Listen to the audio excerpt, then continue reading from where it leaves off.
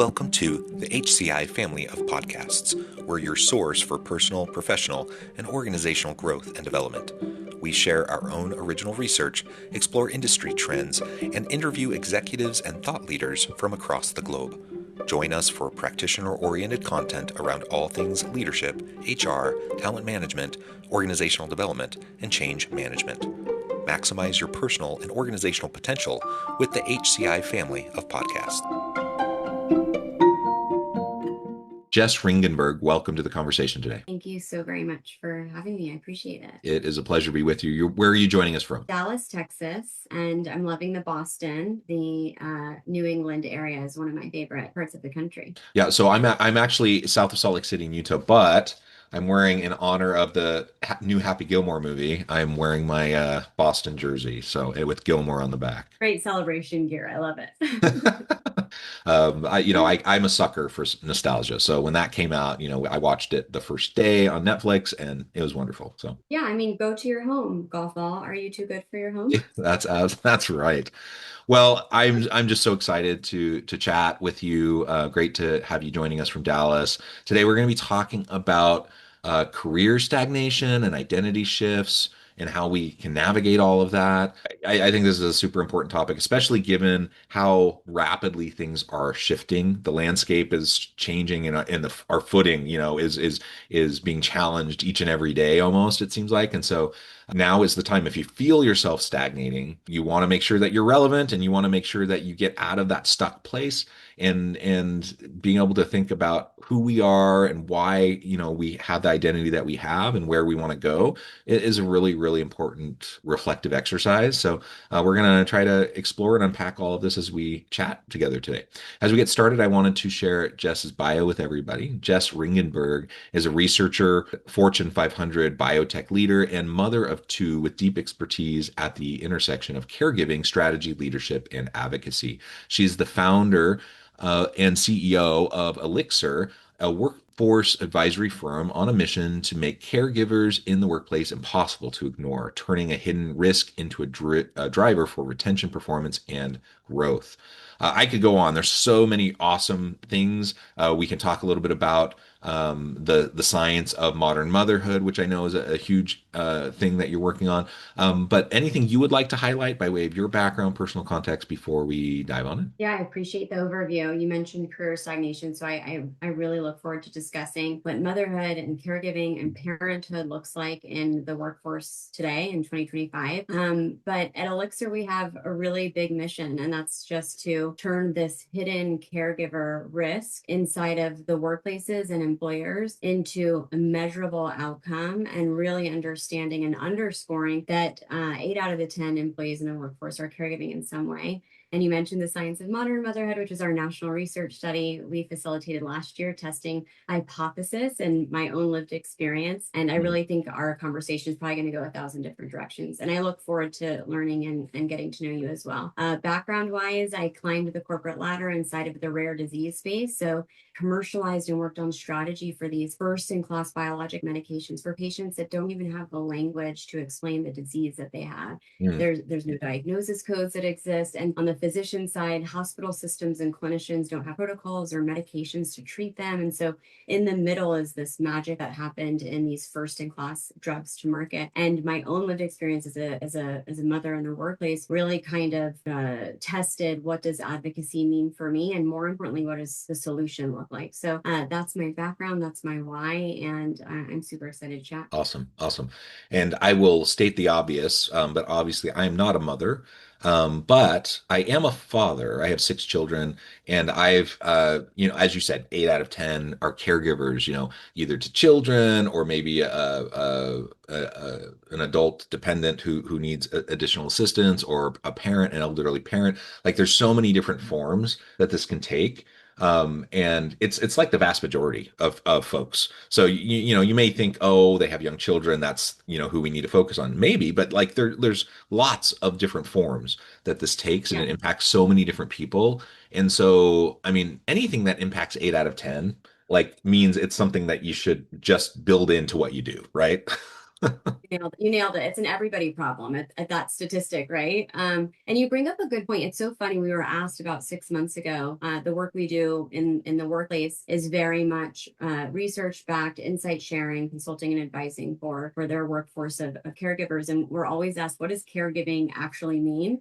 And to your point, as a father, we heard that most men and fathers don't see themselves in the word caregiver, that it Mm, felt feminine, it felt focused on the motherhood space. And the actual definition of caregiver is any human responsible for somebody else, an aging parent, elder care, medically complex, child, spouse, partner, family member. And right. so responsible for also means financial responsibility, emotional responsibility, and in this workforce built in the industrial era, the 1920s, women were the primary caregiver, not just for children, but for their family members. Yeah. And now most women and men are both participating, mothers and fathers are both participating, and the caregiver stream for childcare and elder care is really meeting this pinnacle. Where this is the moment in the next decade that the world's going to look a lot different. Yeah.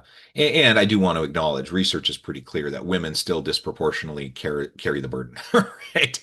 So, I like to think of myself as a very involved father, like very balanced with my wife, who's also, we're both professors, we're both professionals and both have careers. And Yeah. and I think she'll say the same thing. Like we're partners, I'm very involved. But I fully recognize that that's not always the case. And there's probably lots of mothers out there that would love the dads to be way more involved and carry the burden. And so, anyways, I just want to acknowledge that absolutely all Yes. these different people are caregivers, but the research is Yes. also very clear that women still disproportionately carry the majority of the burden. And so we need to be extra, careful and responsive to that need. So we're not disproportionately negatively impacting women in the workplace based on our policies, practices, and procedures that may not be terribly adaptive or responsive to this caregiving issue. It's that cycle, that vicious cycle of the motherhood penalty and tax, which is women are doing 2.5 times more of the work at home. They have the second shift when they get out of work Yeah. with children. And it's this paradox of I have to keep working to provide for childcare. And now, since the last year, over 200,000 women have exited the workforce because of childcare costs. And so this motherhood tax and this motherhood penalty comes to fruition. We're manifesting the systemic problems that keep happening. And then men who do want to step in, like you said, dads who are participating more than ever before, fathers spend more time with their children than they did, around 60% more than in the 70s and the 80s. And so Mm. they want to parent and be present, but those who take parental leave or have caregiving responsibilities that they tap into, there's a fear and stigma around what will this do for my advancement? How will this hold me back from where I want to go? There's financial penalization for not just maternity leave, but paternity leave for the fathers and other caregivers that want to take time away to bond with their children and be there for their family as well. Yeah, and not to make this about me, but I do have an example in my personal life that probably many others have, and I'm sure almost every woman has. But yeah, like I've literally been told that this was maybe a decade ago. So my youngest is now 12. I have six children. My oldest is 22, all the way, kind of every 2 years down to 12. So I'm past the like young kid stage.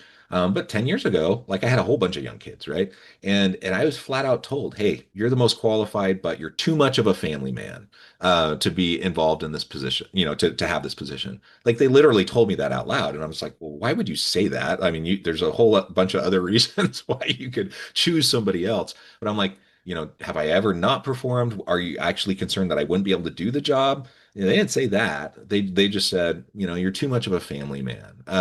And I'm sure that almost every woman who's listening has either been told that or like it's been implied or like in some way that they've experienced that as well. And it sucks like that. There's no reason for that. Like it's just, and it's stupid. Like it's like, why would they deprive themselves of a really qualified person for no other reason than they're like, we're not sure, like this person likes to Yeah. spend too much time with their family. Like, what is that? You stated the obvious. You and I know, and we've probably like lived it on the other end, but that outdated bias and this like expectation that if you are present at home, you're not going to do good work or lean in or go Yeah. above and beyond in the workplace. You said it sucks. And the fact of the matter is that all of the science says that parenting and caregiving is actually a leadership accelerator. We can Mm. see on MRI your brain remodeling and expanding when you're caregiving for others. You are malleable and adaptable. You're developing empathy, executive functioning, decision making. Like you are literally being primed for leadership. And I think not think, I know the bias comes from we haven't normalized the caregiver value. We're only looking at it as a risk, a black, check on your resume, rather than normalizing it as a earlier to our conversation, an everybody problem and everybody lived experience. And when you don't see it at the top, we hear it in our surveys, our workplace insights, our engagements inside of small startups all the way to Fortune ones. It doesn't matter where we are, that if I don't see myself at the top, or I can't hear those caregiver or parenting stories at the top and they're not being normalized, no wonder you got passed up for being too present at home. And we don't want that to be the case. We want that story to actually be a benefit to the organization as a leadership accelerator. Yeah, and maybe it's a little bit more rare for guys to experience that. But again, it's probably like super pervasive. It's probably almost every woman has experienced that. I know my wife has, multiple times, and it's just it really is just incredibly stupid. So like a lot of pick your kind of outdated workplace bias, and there's a gazillion of them, right? They're all just Yeah. stupid. Like literally, you want to get the best people in your organization to help you do the best work to bring value to the market so that your company can be successful. And of course, you would want the best people. And yet, whether we're talking about this sort of an issue with caregiving and career transitioning and those sorts of things, or name your other bias, like companies shoot themselves in the foot, leaders shoot themselves in the foot over and over and over again with these outdated notions that just aren't relevant. And I think like the pandemic, it's been talked about ad nauseum, but like it's relevant to this conversation. Like the pandemic has been shown to set women back in the workforce a generation. So all of these issues that we're starting to see some progress. Now, like we've reverted back. And now Yes. it's even worse because so many leaders, CEOs are having these return to office mandates, and there may be a time and a place for return to office. Like, and I am as much as anyone, I'm going to say, yeah, there are times where like if you can be together in person, it's going to foster opportunities for connection, for relationships, for building trust, for innovating and having creativity. Absolutely, all that can be true, but that can be true, and it can also be true that you don't need to be in the office all the time. Like there's so much research on how intentionality, regardless of modality, is what matters. So whether you're in person, you're remote, you're hybrid, like it's how you Yeah. intentionally interact with each other that matters. And we know that these return to office mandates, more, again, there may be a context where it is absolutely the clear-cut right decision, but generally speaking, they're stupid. They're just really dumb and they disproportionately negatively impact women who are the primary Yeah. caregivers, and so Yeah. now you have these policies that regardless of whatever good intention might be behind them, and I actually think that a lot of times it's not good intention, a lot of times it's control, but let's assume good intention. The good intention behind it is still negatively disproportionately impacting caregivers generally, but women specifically because they have two and a half times the caregiving Yeah. responsibility. And so again, if we need people in the office to do collaborative things, then fine, let's find when it's necessary and then really leverage that time. But to just arbitrarily say everyone now has to be in the office, I am thinking of one particular position at a current organization that I work with where they identified the top candidate. Like they knew who they wanted and they were actively pursuing this person. And she was a great candidate, awesome expertise, kind of a unicorn position, really hard to find the person. They find the person, okay? And then the person says, hey, there's this return to office mandate. Hey, I can come in 2 days a week, but I can't do, and they were asking for 4 days a week in the office. She's like, I can't do four because I have young children and I have to, I have these responsibilities and I can do the work and I can do the work, but I can only, commit to 2 days a week. And of course, that was it. Like they say no, she's gone. Now they're still scrambling. They can't find another unicorn. And I'm like, how stupid is that Yeah. for everyone? Yeah. Like it hurts everybody. It hurts everybody. You bring up so many great points. First of all, let's go back to the bias piece because bias plays into that story you just told as well. Like the expectation, let's choose, no intent of the hiring individuals that it's just an unconscious bias that she can't do good work at home remotely or she's not engaged enough if she's not in the office. But unconscious bias is because it's not visible. We can't see it if we're not talking about it, if it's not in the discussion in the room and it's hidden in the margins. Most certainly, we're going to have biases around it, where it's going to come from our past experiences or what we believe to be true from decades before. And COVID was the pinnacle where we proved the hypothesis that you can caregive and work really well because the school hours do not align with workforce hours, Right. period. So RTO doesn't just mean RTO. We were talking with an executive team a couple of days ago that when you put the RTO mandate in place, are you considering those pre-drop-off commute hours, those post commute hours? Those are childcare costs where you have to fill the void and we don't have the village in modern day parenting like we did before. There's not the grandparents around where the boomer age population is not as present or available. They might even still be working or Right. not alive. So whatever that situation is, the expectation is that caregiving is a personal problem outside of the workplace. And the bias is that you're going to be less than a non-parent employee. We can see it in the hiring practices that still happen today. And then as you mentioned, the disproportionate impact to women, it's why we've seen over 200,000 women exit the workforce since 2024.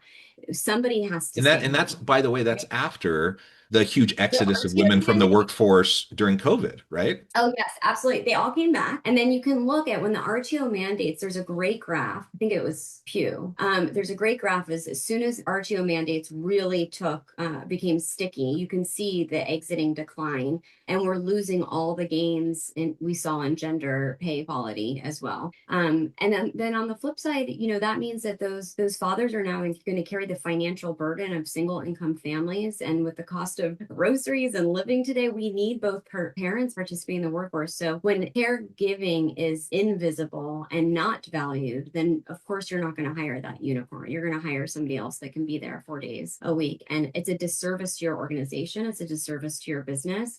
And at the end of the day, for the caregivers you already employ, if those considerations are not being made, it can cost up to $200,000 to backfill your top talent caregiver employee, which we have said time and time again is 8 out of 10 employees. So, there's a cost to inaction as well. Well, and I think about you said this earlier, it relates to what we're talking about now, is just the kind of the preparation for leadership through caregiving and the rewiring of the brain and all the huge variety of skills that you have to like develop to Yeah. be an effective caregiver. And I look at my wife, for example, my wife who is brilliant. She's also a professor, way smarter than I am. I teach HR stuff. She teaches like statistics and calculus and quantitative stuff, and she's just brilliant. But she chose to go part-time as we were having our six children and focus on caregiving. And of course, I was, a very involved father as well. And it was only, I don't know, 5 years ago. She's a few years younger than me, but about 5 years ago that she decided she would return to full-time work. And it's interesting. And she worked the whole time we were having kids, but it was just on a part-time basis. But it's interesting, how much people discount, Yeah. her brilliance, her capabilities, and then like we flip and have six kids that she navigated a doctoral degree, six children, publishing, all of that. Like she's like a rock star, like the fact that she wasn't full time that whole time is not relevant. Like that's the dumbest thing. And Yeah. so, yeah, that's now what, she's kind of returned to the workforce in a full-time capacity. And she has this, in the minds of some people, kind of this black mark on her resume because she wasn't full-time the whole time. Yeah. It's just stupid. It literally is like, I'll also brag on my wife for a minute. Like literally at the university, we're both at the same university, but she is literally the number one professor, like instructor, because she has this rare skill that's not always common in quantitative fields of being able to help the student who feels like they cannot do quantitative courses to get over their anxiety, learn the material, and actually learn to excel, even if they've been told their whole life they can't do math or they can't do Yeah. quantitative. And she, she has like the lowest average class GPA, so her classes are hard, but she has the Yeah. highest student evaluations because students love her because she's amazing. And she's the number one teaching professor in the university, or she's won university awards, at least in the college in the School of Business. And and yet she still gets kind of overlooked because people focus in on this like, oh, you didn't work full time the whole time. I'm like, dude, she's so Yeah. much more of a badass than you are. Yeah. Well, and that's the thing is like we're discounting the parenting and the caregiving as work and development. If there's no better personal and professional development than, giving and caring for somebody else, especially from infancy to birth until now, we can see it documented. It is science, it's academically and scientifically researched. And the hope from bringing visibility and talking about this, your wife's experience is not unique. We heard it from the hundreds of women we surveyed in our study last year.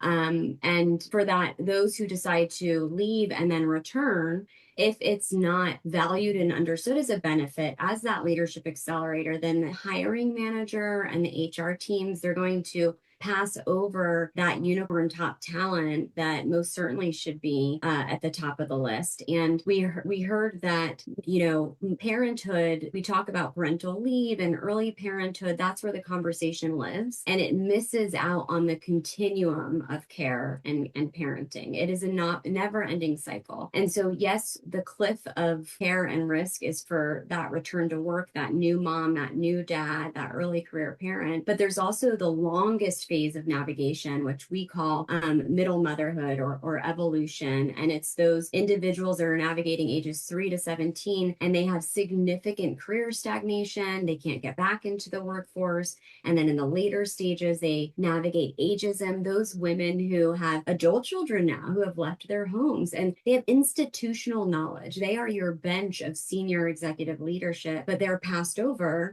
for somebody else when they are ready to ramp back up. And we heard that it feels like my work is not valued in the workplace. I feel invisible and I'm experiencing ageism in my career. And we have to talk about that. We have to talk about this invisible story that hiring managers and HR needs to see as value and see yourself in the people that you're hiring. Yeah, so it's just I climbed that corporate ladder myself, and I just felt so invisible. Motherhood was additive. You're so prepared to show up at work, and your performance is rated and valued. You have these one-on-one performance conversations, but caregiving and parenting is not integrated into those review and advancement conversations. It's not part of the discussions of what's the reality of our workforce and our employee population today. Do you know the demographics? How many of your employees are family planning? How many of your employees say that they're ready to advance, but they feel like they can't talk to their, managers about it? And so, and unfortunately, your wife's story, like I said, is not unique. We heard it so many times. As a personal aside, my husband, I retired him for 6 years. He was a stay-at-home dad. So we Mhm, were very much the opposite of most. mhm. And he was a burnt out investment banker, and I was doing very well. And when he was ready to go back to work, when our kids got older, he experienced the same thing, this big gap that is just like a stigma and outdated bias of, you can't do the same thing this other person can. And we want to change the narrative around caregiving and parenting and just simply normalize it. Like that's the easiest thing we can do is the conversation you and I are having. It needs to happen inside of employers and inside of the companies who are, paying these salaries for these employees. Yeah. So maybe as we start to wrap up, I know at the time I'm going to have to let you go in here a few minutes, but like how do you envision the future of workplaces when care is no longer invisible? Like what people are having these conversations, it's well understood, it's seen, it's validated, and it's integrated more into leadership and culture. I mean, I think that the future of work, we like to say, is care conscious. It's just part of the conversation. When you talk about RTO, you are considering about your lived experience of your employees. You're considering what is the cost risk, the attrition risk, what is the hidden risk of not knowing this information, because there is most certainly a cost. And it's not just attrition, it's performance, it's Yeah. engagement, it's burnout, it's well-being. The reality is the US Surgeon General put out a parental health crisis last year. Parents are burnt out, disengagements at an all-time high. The future has to incorporate this information into the conversation, or else we're going to lose our top talent out of the workforce. It's going to be no choice but to leave because mentally they can't handle it. Financially, they can't carry the burden. And it's on the flip side of that, it impacts families. Parents are expected and caregivers are expected to show up and give for those around them. I'm part of the sandwich generation. Have you heard of that term before? I'm sure you have. Yeah. So we caregive up and we caregive down, and there are those that need us. And as a country, we don't have the infrastructure to support children outside of school hours, and elder care systems are fragile and full, and they can't take a load. So if we want our employees to be able to show up the way they need them to drive the workforce forward, to hit the bottom line, to move the investors the number, right? Take a pulse and really consider who your employees are. And that's the future, is when that's just simply part of the conversation. Yeah, yeah. It's the right thing to do from a business case, perspective. Clearly, it's also the right thing to do just from a societal perspective, a Yeah. moral perspective. Like we just need to do this, and let's get beyond these biases and these outdated notions. Let's create better systems of Yeah. support. It's going to benefit everybody. Well, Jess, this has just been a real pleasure. As we wrap up, I just wanted to give you a chance to share with the audience how they can connect with you, find out more about your work, and then give us the final word for today. Love it. They can go to elixircoaching.com. Our new domain is going to be elixirsolutions.co. I'm super excited to launch our full new branding next month. They can download our full research report, The Science of Modern Motherhood, where we share the insights, this word that most mothers don't know. They can learn about our solutions that we offer. Follow me on LinkedIn. I would love to engage. I've never met a stranger, so please reach out. Don't be a stranger. And sign up for our newsletter, where we're sharing inside the care conversations inside of companies with executive leaders, HR teams, and ERG chairs. And we're just, like I said, really trying to shine a light on your workforce that you might not know even exists. Awesome. Jess, thank you so much. It's been a pleasure. I encourage the audience to reach out, get connected, find out more about what Jess can do for you. And as always, I hope everyone can stay healthy and safe, that you can find meaning and purpose at work each and every day. And I hope you all have a good week.